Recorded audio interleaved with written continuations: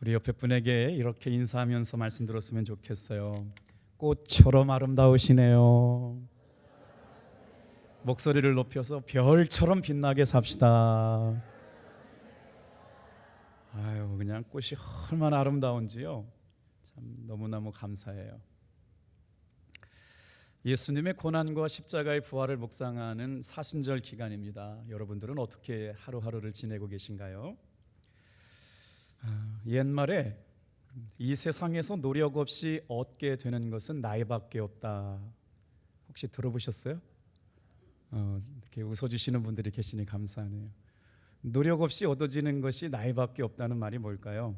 세월은 가만히 두어도 흘러가는데 흘러가는 시간 하루하루를 의미 있게 살아야 된다는 말씀이죠. 저는 조금 일찍 철이 들은 것 같아요. 사춘기 때 무슨 생각했냐면요, 엉뚱한 생각을 좀 많이 했어요. 내가 죽으면 혹시 내 옆에서 울어줄 사람이 있나? 참 철없는 생각인데 그런 생각을 많이 했는데 어떤 철학자가 실제로 이런 얘기를 엮어서 책으로 만들었어요. 내가 죽을 때 누가 울어줄까? 로빈 샤르마라고 하는 분이 쓰신 책인데 그 책장에 아주 인상적인 글이 나와요. 너의 삶은 가슴 뛰는 인생을 살아라. 오늘 주일 예배 때마다 여러분의 가슴이 주님 앞에서 설레이시는 시간 되기를 축복합니다. 그런데 가슴을 뛰는 삶을 살라고 말씀하면서 뭐라고 얘기하냐면 아버지가 들려줬던 이야기를 얘기해요. 이렇게 말해요. 얘야, 네가 태어났을 때는 너는 울음을 터뜨렸지만 사람들은 기뻐했단다. 네가 죽을 때는 사람들은 울겠지만 너는 기뻐할 수 있는 사람이 되도록 해라. 이해가 되셨어요? 자, 오늘 저는 요한계시록 22장 말씀을 가지고 알파와 오메가 되신 예수님이란 제목으로 말씀을 나누려고 그래요. 또 한 번만 따라해 보실까요? 알파와 오메가가 되시는 예수님. 무슨 뜻일까? 예수님께서는 처음이 되신다는 말씀이고 예수님께서는 마지막이 되신다는 말씀이거든요. 그래서 이 말은 어디서부터 왔냐면 그리스어 알파벳이 24개인데 시작하는 첫 번째 글자가 알파라는 단어고요. 마지막 24번째 글자가 오메가라고 하는 단어인데 성경은 예수님을 뭐라고 말하느냐?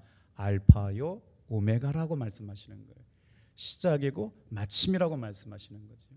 놀랍게도 오늘 본문의 말씀에 보면 놀라운 주님의 은혜와 사랑 가운데 담겨져 있는 알파와 오메가라고 말씀하시는 예수님의 뜻 안에 담겨 있는 세 가지 의미를 묵상하려고 합니다. 첫 번째 한번 다 같이 한번 따라해 보실까요? 예수님은 시간의 주인이십니다. 시간적인 의미로는 예수님이 모든 시간의 출발 되신다는 말이고 예수님께서 시간을 다스리시고 통치하신다는 말이에요. 공간적인 의미로는 무슨 말이냐? 예수님께서 온 우주 만물을 다스리시고 통치하시는 주관자라고 하는 거예요. 여러분, 이런 말이 사실이라면 예배 시간에 여기 나온 것은 내 뜻이 아닙니다. 하나님께서 불러주셨기에 나온 줄로 믿습니다. 예배 시간이라고 하는 건 얼마나 귀한 시간인 줄 아세요? 시간의 주인 되시는 하나님을 만나는 시간이에요. 마음과 정성을 다해서 살아계신 하나님을 영접하고 예배하는 저와 여러분 되기를 소망합니다. 그러니 시간과 공간의 주인 되시는 주님께서 오늘 알파와 오메가로 오신 그분이 내 삶의 모든 것, 우리의 모든 것 되신다는 말씀이죠. 예수님이 시간의 주인이라는 말씀은 예수님께서 저와 여러분의 사는 것과 죽는 것을 알고 계신다는 거예요. 우리의 인생의 시작도 알고 계시지만 우리의 인생의 마지막도 알고 계신다는 거예요. 그러니 얼마나 귀하고 감사합니까? 봄이 오면 이렇게 아름다운 꽃을 보면서 무슨 생각을 해요? 참 꽃이 예쁘구나 생각하는 게 은혜인 줄로 믿습니다. 하루를 살면서 나에게 숨을 허락하시고 생명을 허락하시고 걸을 수 있는 힘을 주신 것, 사랑하는 성도들과 함께 옆에 앉아서 예배를 드릴 수 있는 것, 이게 다 은혜인 줄로 믿습니다. 오늘 우리가 예배를 통해서 경험하게 되는 것은 하나님께서 오늘 저와 여러분의 삶을 통하여 두려움과 염려와 근심과 무서움 앞에 있는 사람들을 향해서 위로하시고 힘주시고 은혜 주시려고 이 자리에 오게 하신 줄로 믿습니다. 오늘 말씀은 우리가 요한계시록의 말씀을 읽고 있는데요. 먼저 하나님의 말씀 요한계시록 2장 13절 말씀 우리 같은 목소리로 받들어 읽어볼까요? 시작. 나는 알파와 오메가요 처음과 마지막이요 시작과 마침이라. 이 동일한 말씀이 계시록 1장 8절에도 나와요. 또 한번 천천히 읽어볼게요. 제가 읽겠습니다. 주 하나님이 이르시되 나는 알파와 오메가라. 이제도 있고 전에도 있었고 장차 올 자요 전능한 자라 하시더라. 하나님의 말씀을 읽다가 이해가 되면요 되게 은혜가 돼요. 하나님 언제부터 계셨느냐? 이전에도 계셨어요. 하나님은 어디 계시느냐? 지금 이 자리에 계세요.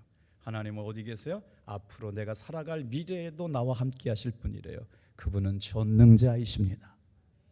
사랑하는 성도 여러분, 우리는 약하고 우리는 넘어지지만 우리가 믿는 하나님은 전능자이시기에 하나님만 예배할 때마다 전능자이신 하나님이 주시는 위로와 소망이 넘쳐나기를 축복합니다. 자, 이렇게 예배는 알파와 오메가 되시는 시간의 주인 되시는 하나님을 만나요.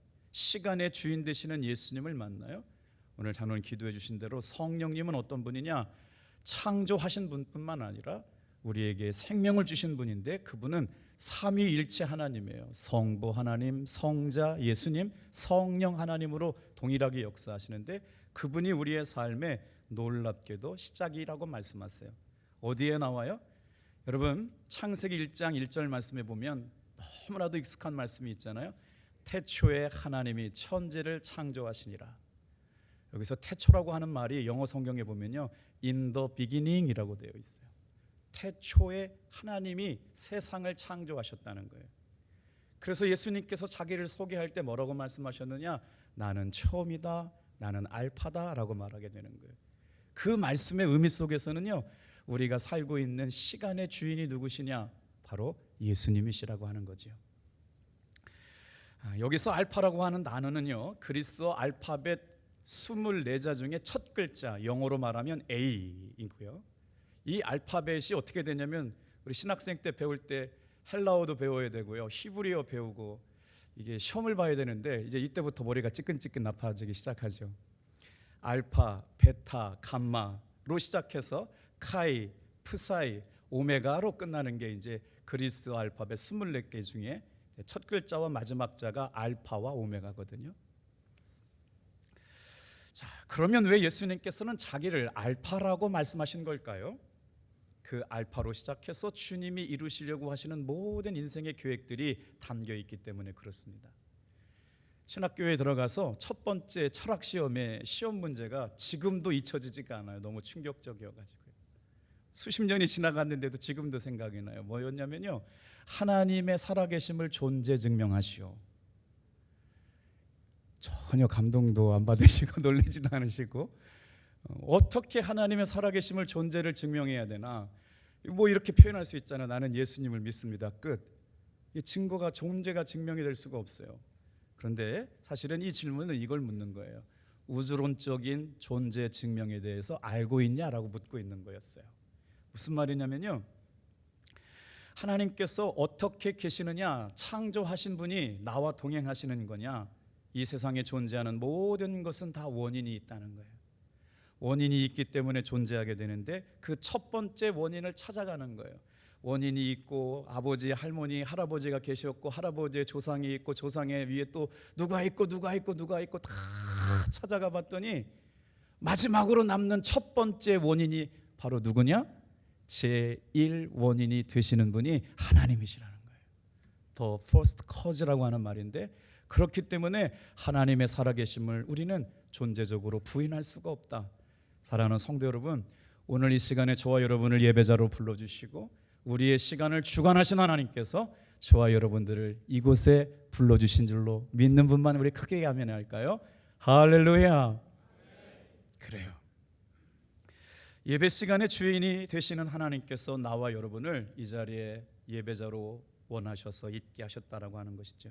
그렇기 때문에 예배는 예배 정말 중요한 순간이 바로 뭐냐면 시간의 주인 되시는 예수님을 만나는 시간, 시간을 다스리시고 창조하시는 하나님 앞에 나와서 그분을 만나는 시간, 매일마다 매주마다 그 은혜 앞에 나와서 은혜를 깨닫는 시간의 주인이 저와 여러분의 삶에 어떻게 역사하고 계시는가를 발견할 수 있게 되기를 축복합니다.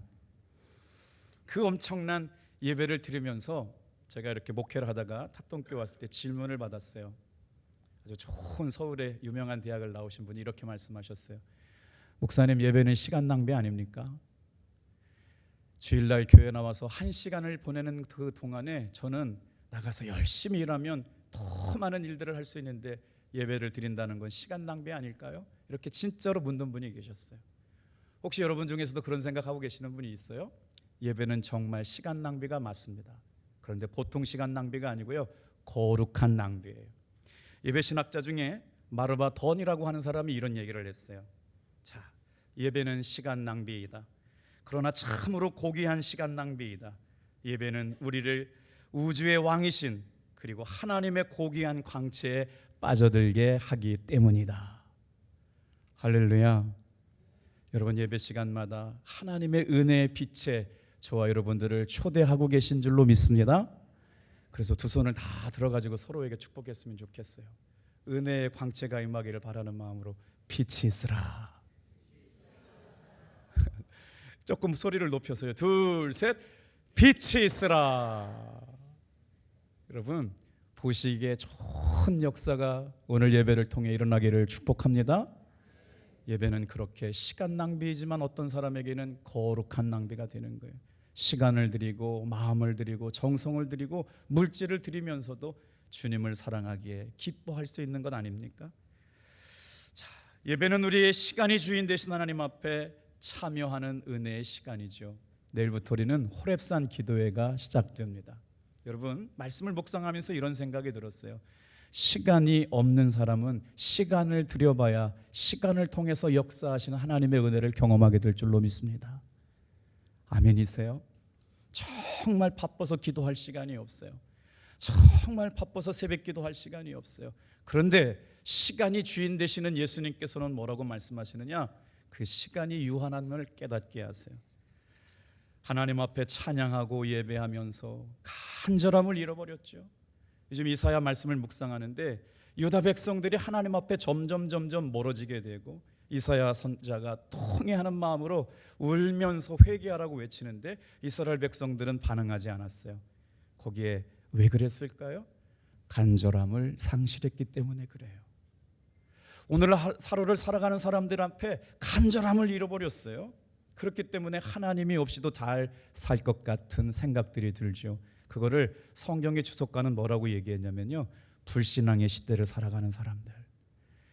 호렙산 기도회를 통해서 여러분, 하나님을 향한 우리의 간절함이 회복되어지기를 주님의 이름으로 축복합니다. 똑같은 시간이지만 하나님께서 우리에게 기도할 수 있는 기회를 주셨어요. 주님이 내 생명의 주인이시고 우리 인생의 주인이신 것을 깨닫고 하나님 앞에 시간을 허락받은 사람들이 가장 귀하게 살아갈 수 있는 선한 시간의 사용 방법, 하나님 앞에 기도하며 말씀과 기도로 거룩해져가는 시간이 되기를 축복합니다. 자, 이렇게 우리의 삶을 어떻게 하면 하나님께서 나에게 허락하신 생명 안에 가슴 떨리며 주님이 이렇게 역사하셨구나, 주님이 이렇게 역사하시고 다스렸구나, 이렇게 일하셨구나 고백할 수 있는 사람들이 될까요? 오늘 저 여러분들의 삶에 이끄시는 성령님의 감동이 있어지기를 축복합니다. 두 번째로 한번 따라해 보겠어요? 예수님은 모든 것을 시작하신 창조주이십니다. 여기서 예수님이라고 말씀드린 것 가운데는요, 알파와 오메가가 되시는 예수님은 이런 말이에요. 자, 모든 것을 시작하신 창조주 예수님이시라는 말이에요. 예수님이 이 세상 만물을 창조하실 때부터 처음 일들을 시작하게 하신 창조주라고 하신 것이 왜 믿어질까요? 하나님 아버지, 성자 예수님, 성령 하나님께서 삼위일체가 함께 하신 일이기 때문에 그렇습니다. 그런데 그 창조하신 것들 가운데는 어느 것 하나도 목적 없이 창조된 건 하나도 없어요. 오늘 이 예배에 나와 있는 사랑하는 성도 여러분, 한 사람도 분명하게 목적이 있으셨기에 오늘 이 자리에 나오게 된 줄로 믿습니다. 그 목적을 어떻게 표현했느냐? 이사야서 44장 6절 말씀 우리 같이 한번 읽어볼게요. 시작. 이스라엘의 왕인 여호와, 이스라엘의 구원자인 만군의 여호와가 이같이 말하노라. 나는 처음이요 나는 마지막이라. 나 외에 다른 신이 없느니라. 말씀을 좀 띄워놔 보세요. 말씀을 읽을 때 어떤 때 여러분은 감동받으세요? 이스라엘의 왕이 나의 왕이 되시고, 이스라엘의 구원자이신 여호와 하나님이 나의 구원자이시고, 주님께서 이같이 말씀하시는 거예요. 내가 처음이고 내가 마지막이라. 나 외에 다른 신이 없다. 사랑하는 성도 여러분, 예수 믿을 이유가 분명한 줄로 믿습니다. 나 외에 다른 신이 없어요. 오늘 이 시간도 마찬가지입니다. 오늘 저와 여러분에게 처음부터 마지막이 되시는 예수님께서 나의 구원자가 되시고 나의 왕이 되시고, 예수님 밖에는 다른 신이 없기에, 우리에게 구원을 주실 분이 없기에 우리는 예수님의 은혜의 보좌 앞에 나와서 은혜를 구하는 것이에요. 그분께서 우리를 창조하셨음을 여러분 믿는 믿음 안에서 우리의 신앙이 새로워지게 될 줄로 믿습니다. 아멘 하신 분은 그 다음 생각을 하셔야 돼요. 창조주 하나님께서 우리에게 바라시는 목적이 있어요. 뭘까요? 다 같이 한번 따라해 볼까요? 창조하신 목적대로 살아야 한다. 예수님이 알파가 되시면서 시간의 주인이 되셨거든요. 예수님께서 알파가 되시면서 뭐 했어요? 창조하셨어요. 한 사람 한 사람 목적이 없는 사람이 없어요. 그런데 그 목적대로 살아가는 건 뭐냐면, 창조하신 목적대로 우리가 살아갈 때 기쁨을 누릴 수 있고 감사함을 누릴 수 있게 될 줄로 믿습니다.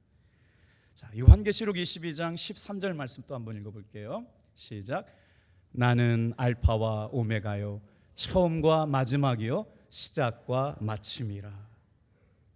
오늘 본문 말씀은 요한계시록 말씀이거든요. 요한계시록은 편지 형식으로 기록되어 있는 말씀이에요. 보낸 사람은 누구냐? 사도 요한이라고 하는 사람이 편지를 써서 보냈어요. 보낸 사람이 있으니까 수신자가 있죠. 이 편지를 받는 사람들은 누구냐? 바로 소아시아 지역에 펼쳐졌던 7교회와 성도들에게 보낸 편지였어요. 그러니까 요한계시록은 사도 요한이 주님의 계시를 받아서 소아시아 지역의 7개 교회들에게 보낸 편지였다는 거예요. 그 편지를 보내면서 예수님께서는 왜 자기를 알파라고 말씀하시면서 그 편지를 보내신 걸까요? 이때 당시를 우리가 성경 속으로 돌아가 보면 맥락과 문맥을 살펴볼 수가 있거든요. 이때 당시에 예수 믿는 사람들은 다 고난과 박해 가운데 있었어요. 예수를 믿는다라고 하는 것 때문에 사자밥이 되고, 초대교회사를 연구하는 사람들이 만든 영화를 봤더니요, 예수 믿는 사람을 잡아다가 기름을 부어놓고 벽에다 붙여놓고 불을 질러가지고요 밤에 횃불로 사용했대요. 여러분, 예수를 믿는다는 것 때문에 붙잡혀가지고 1세기 초기 1세기 예수 믿는 사람들의 로마 박해 아래서 붙잡힌 사람들은요 짐승의 밥이 돼가지고 십자가에 죽고 이렇게 사지를 찢어가지고 죽이는 일들이 되고 아주 무시무시한 핍박이 있었단 말이에요. 그때에 기록된 성경이 지금 요한계시록의 성경이에요. 특별히 로마의 11대 황제였던 도미티안 황제로부터 견딜 수 없는 박해를 받고 있을 때 하나님께서는 누군가를 뽑으셨어요.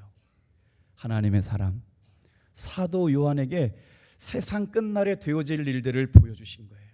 계시의 말씀, 묵시의 말씀이라고 하는 건 하나님의 영이 사도 요한에게 임해서 박해받는 그리스도인들에게, 고난받는 그리스도인들에게 위로하여 주시고 힘되어 주시고 고난을 끝까지 견디게 해주시려고 위로의 사람이 필요했던 거죠.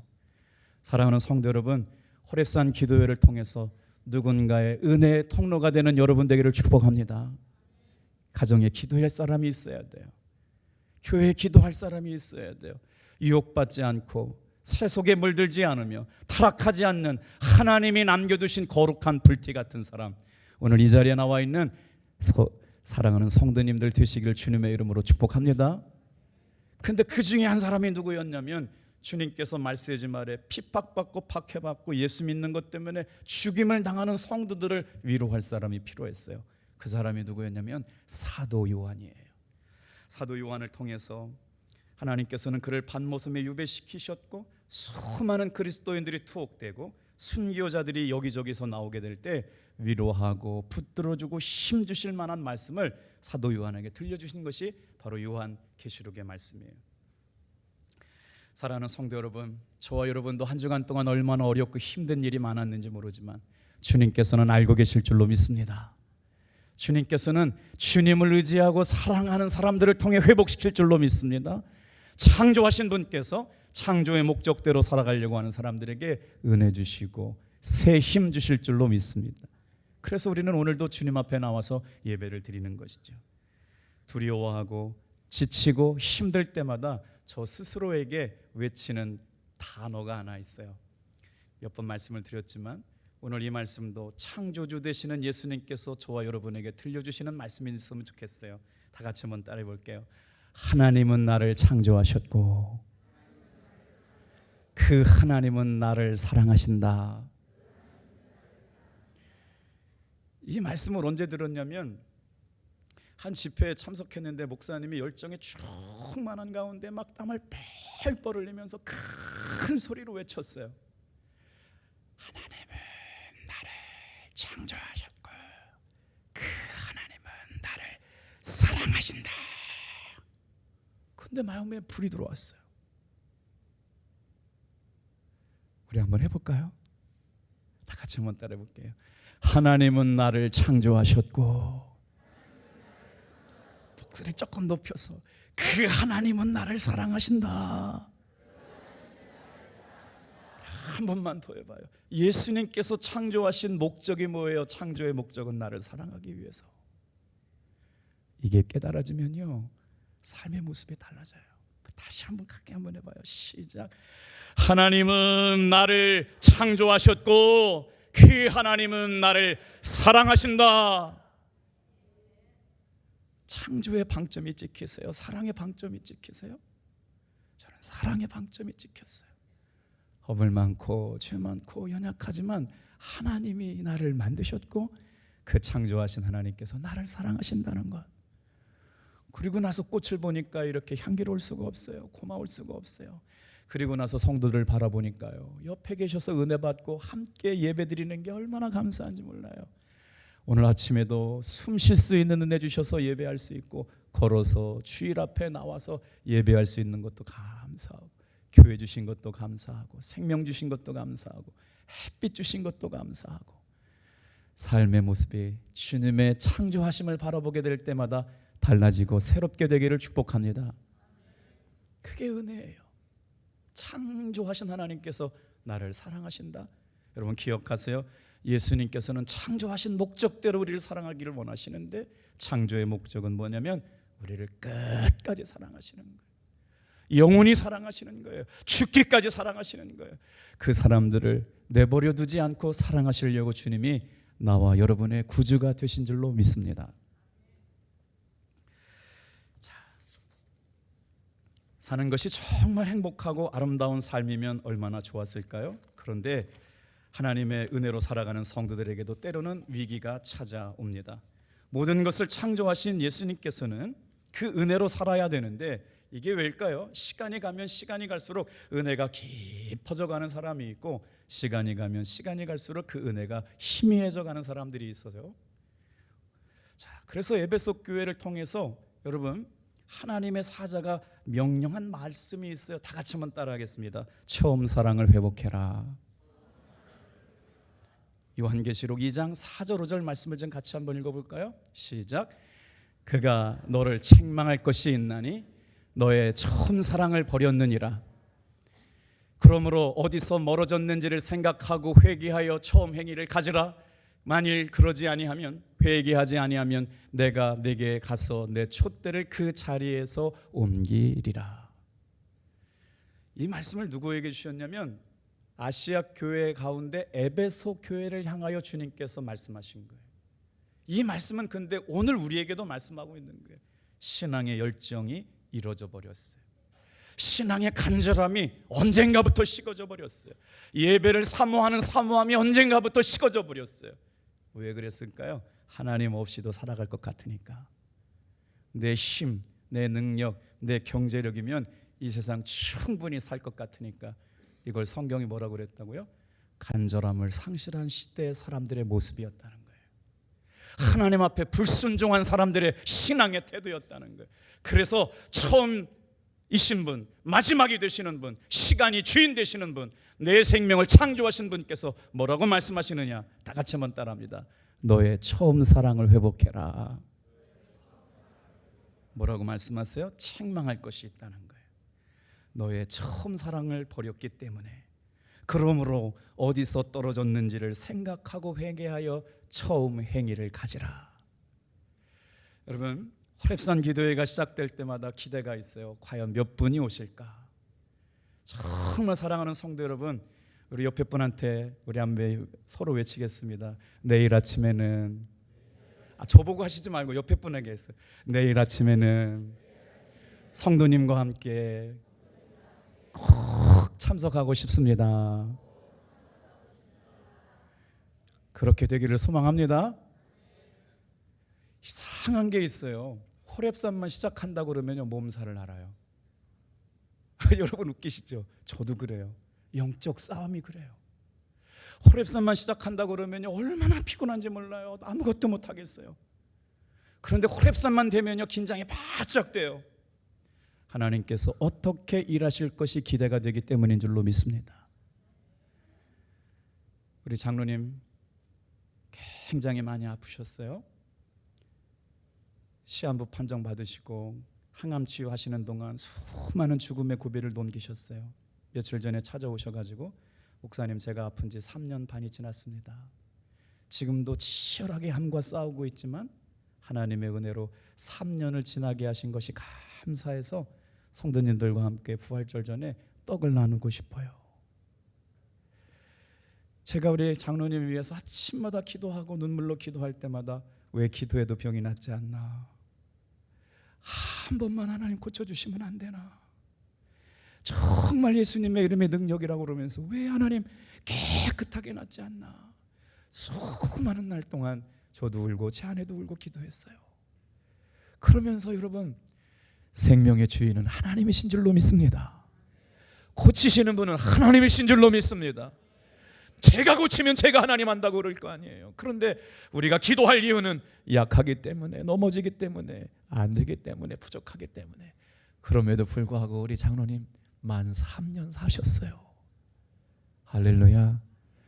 우리 성도님들이 기도해 주셔서 그렇고요. 정말 하나님의 은혜로 하나님께서 기도하는 성도들에게 소망 갖게 하시려고 말이에요. 오늘 저와 여러분에게 창조하신 하나님께서 기대하고 바라시는 모습이 있어요. 창조의 목적대로 살아가게 될 때마다 힘 주시고 회복되고 새롭게 하는 은혜를 경험하게 될 줄로 믿습니다. 다 같이 한번 따라하겠어요? 예수님은 시간의 주인이십니다. 예수님은 내 삶을 창조하시는 창조주이십니다. 자, 우리 세 번째 한번 따라하겠어요? 같이 한번 따라하겠어요? 알파와 오메가 되시는 예수님은 마지막에 되시는 재판장이십니다. 다시 할게요. 예수님부터 읽어요. 시작. 예수님은 마지막에 되시는 재판장이십니다. 로마 지하에 갇혀 있었던 사도 바울이 자신의 인생에 죽음의 그림자가 드리운 걸 직감하기 시작했어요. 자신이 죽게 되었다는 걸 알게 되면 사람들은 철들게 되죠. 사도 바울이 자신의 인생에 생명이 남은 날 동안 얼마 되지 않은 걸 알게 되었습니다. 그리고 나서 중요한 이야기를 담아서 사랑하는 제자 디모데에게 유언 같은 편지를 보내게 된 거예요. 그게 바로 어디 있냐면 디모데 후서 4장 7절 8절 말씀이거든요. 여러분 마치 한번 생각해 보세요. 내가 사랑하는 정말 귀한 믿음으로 낳은 제자에게 마지막 남겨두고 싶은 말이 있다면 어떤 말이었을까? 사도 바울에게는 이런 말이었어요. 같이 읽어요. 시작. 나는 선한 싸움을 싸우고 나의 달려갈 길을 마치고 믿음을 지켰으니 이제 후로는 나를 위하여 의의 면류관이 예비되었으므로 주 곧 의로우신 재판장이 그날에 내게 주실 것이며 내게만 아니라 주의 나타나심을 사모하는 모든 자에게 두니라. 여기서 말씀을 묵상하다가 어떤 단어가 우리에게 감동이 돼요. 나의 달려갈 길을 마쳤으므로. 우리의 신앙은 언젠가 분명히 끝이 있다는 거예요. 우리의 삶은 언젠가 끝이 있다는 거예요. 사명에도 끝이 있고요, 내 생명에도 끝이 있어요. 그날이 이르렀을 때 주님 앞에 부끄럽지 않은 저와 여러분 되기를 축복합니다. 사도 바울은 이제 자신에게 남겨진 시간이 얼마 남지 않은 걸 직감적으로 알고 제자되는 디모데에게 편지를 하는 거예요. 어떻게 살았답니까? 믿음의 선한 싸움을 싸웠대요. 엄마가 믿음의 선한 싸움을 싸우지 않으면 누가 대신해서 자녀들을 위해 삽니까? 아버지가 믿음의 선한 싸움을 싸우며 기도하지 않는데 누가 대신해서 내 자녀들을 위해 기도합니까? 삶의 문제를 간직한 채 살아가면서 어찌할 바 모르는 방황하는 영혼들을 위하여 속장님, 부속장님이 기도하지 않으면 누가 기도합니까? 교회를 사랑하는 사람들이 기도하지 않으면 누가 기도합니까? 오늘 그래서 사도 바울은 주님의 부르심 앞에 인격적으로 주님을 만난 그의 삶은 끝까지 한결같았어요. 유혹이 있었지만 변하지 않았습니다. 흔들림이 있었지만 탈락하지 않았습니다. 끝까지 따라해 볼까요? 믿음의 선한 싸움을 싸우고 달려갈 길을 달려갔다. 여기에서 마지막이라고 하는 선한 싸움을 마치게 되었던 것이 바로 오메가인 거예요. 사랑하는 성도 여러분, 저와 여러분의 삶의 시작은 예수님이십니다. 나와 여러분의 삶의 마지막은 예수님이세요. 그 시간의 주인께서 나를 창조하셨고 그 창조하심 가운데 우리의 삶의 재판장으로 오시는 예수님께서 오늘 처음 사랑을 회복해라, 어디서 잃어버렸기에 마음이 냉랭해지고 나태해지고 게을름에 빠져 있는지 영적으로 살아날 것을 부탁하고 계시는 거예요. 다 같이 한번 따라합시다. 어디서 떨어졌는지를 생각하고 회개하여 처음 사랑을 가지라. 여러분, 과학자들이 연구한 내용을 보니까요, 앞으로 태양도 사라질 수 있다는 거예요. 이건 과학자들의 연구 내용이거든요. 그런데 성경에도 그런 말씀이 나와요. 마태복음 24장 14절 말씀 같이 한번 읽어볼게요. 시작. 이 천국 복음이 모든 민족에게 증언되기 위하여 온 세상에 전파되리니 그제야 끝이 오리라.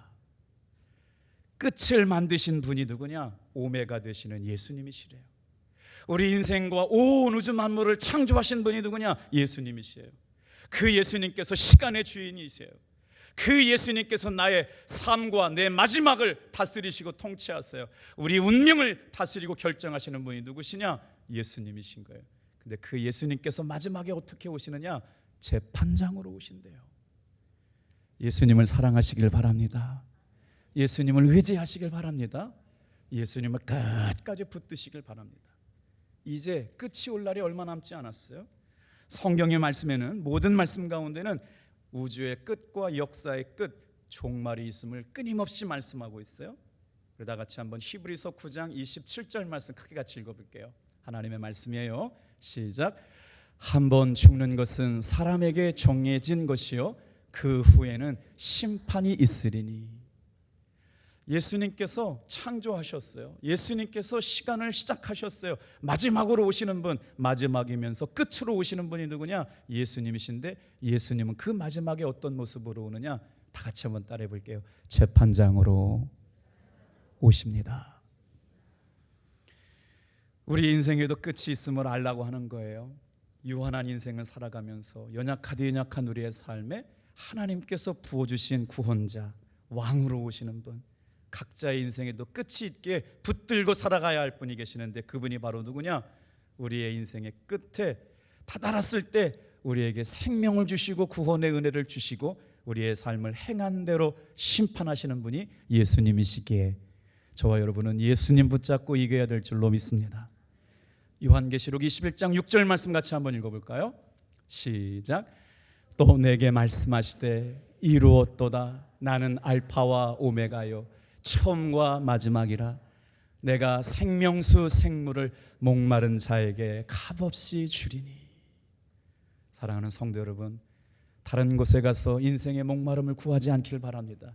생명수 샘물을 주실 수 있는 유일한 분, 예수님의 은혜의 보좌 앞에 머물러 있기를 축복합니다. 예수님께서 생명수 생물을 우리에게 공급해 주세요. 그리고 뭐라고 말씀하세요? 다 이루었다고 말씀하세요. 처음부터 사랑하시고 끝까지 사랑하시고 영원히 사랑하시고 오늘 저와 여러분들을 그 창조의 목적대로 사랑하시려고 저와 여러분을 부르셔서 나는 알파와 오메가요 처음과 마지막이라 인생의 목마름을 가지고 살아가는 사람들에게 생명수 샘물을 주시려고 불러주셨어요. 예수님을 더 깊이 사랑하는 귀한 종들 다 되기를 축복합니다. 오츠 슈이츠라고 하는 분은 호스피스 병동의 전문 의사였어요. 호스피스 병동 여러분 아시죠? 이제 더 이상 의료적인 시술이 환자에게 해줄 것이 없던 사람들은 이제 마지막으로 호스피스 병동을 가게 되는데, 오츠 슈이츠라는 분이 1000명 이상 호스피스 병동에서 만났던 사람들의 이야기를 이렇게 책으로 엮었거든요. 그 책 제목이 뭐냐면 죽을 때 후회하는 25가지라는 책을 냈어요. 한번 읽어보시면 되게 공감되는 부분이 많은데 그 중에 10번째 대목이 저에게 굉장히 감동이 됐어요. 무슨 말인가요? 자, 당신은 죽음을 앞두고 후회되는 것이 있다면 무엇이었을까요? 이렇게 설문을 조사했대요. 근데 수많은 사람들이 25가지를 대답했는데 그 10번째 항목이 뭐냐면요, 일만 하다 죽지 말할 걸, 이거였대요. 내가 죽도록 일만 하고 살지 말았을 걸. 시간의 한계를 정해놓으시고 우리의 마지막이 있다는 걸 깨닫게 하시는 하나님께서, 여러분 오늘 하루 하나님께서 맡겨주신 소중한 시간을 하나님과 동행하고 사람들을 사랑하고 섬기는 귀한 종들이 다 되시기를 축복합니다. 껄껄껄 하고 가는 거지요. 하나님께서 저와 여러분들에게 마지막으로 주신 창조의 목적이 뭘까요? 한 번 더 사랑하고 살아갈 걸, 한 번 더 사랑한다고 말하고 갈 걸. 후회가 남기 전에 오늘 사랑하는 사람들에게 사랑한다고 고백할 수 있는 여러분 되기를 축복합니다. 여러분 어떤 일이에요? 이제 주님께서 저와 여러분에게 심판자가 되시고 구원자로 오시는 분께서 우리의 삶을 지켜보시고 말씀하신다는 거예요. 요한계시록 22장 12절 말씀 함께 볼까요? 우리의 삶의 모습을 보고 심판하시는 분이 예수님이시래요. 시작. 보라, 내가 속히 오리니 내가 줄 상이 내게 있어 각 사람에게 그가 행한 대로 갚아주리라. 예수님 안에 있으면 새로워집니다. 예수님 안에 있으면 여러분 창조의 목적대로 살아갈 수 있습니다. 예수님 안에 있으면 힘 주십니다. 오늘 저와 여러분의 삶에 이 풍성한 은혜를 누리게 되는 주일 아침 되시기를 축복합니다. 기도해요.